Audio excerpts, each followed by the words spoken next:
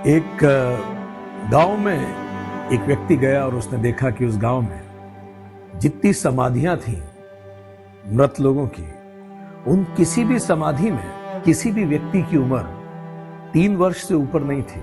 वो व्यक्ति चकित हो गया कि एक ऐसा गांव है जहां 3 वर्ष से ऊपर कोई जीता ही नहीं। जब उसने वहां के लोगों से पूछा तो लोगों ने बताया कि एक संत आए थे कई सालों पहले हमारे गांव में, और उन्होंने हमें बताया था कि पशु और मनुष्य में एकमात्र अंतर यह है कि पशु केवल स्वयं के लिए जीता है और मनुष्य सेवा के लिए जी सकता है। तो तुमने अपने जीवन में जितने क्षण सेवा में बिताए, केवल उसी को अपनी मनुष्य आयु में जोड़िए। तो उस अनुरूप हमने देखा कि हम दिन भर जीते हैं तो शायद 1 ही घंटा हम सेवा में बिता पाते होंगे। तो हम साल के 365 दिन के बाद हम केवल 365 घंटे अपनी उम्र में जोड़ते हैं।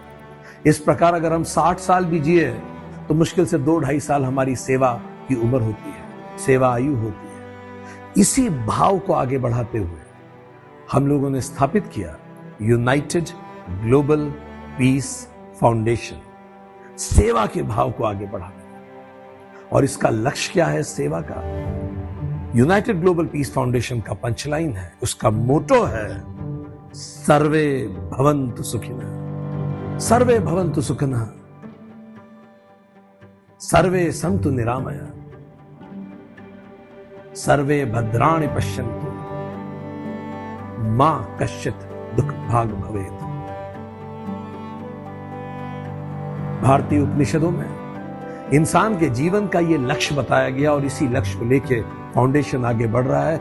सर्वे भवन्तु सुखिनः, सर्वे पहला शब्द है। इसका मतलब हर जाति, धर्म, लिंग, राष्ट्रीयता, इन सबसे परे मानवता हमारा लक्ष्य है। सभी के लिए हम कार्य कर रहे हैं और हर व्यक्ति सर्वे भवन्तु सुखिनः, हर जीव सुख से जिए, प्रसन्न रहे, ये लक्ष्य है फाउंडेशन।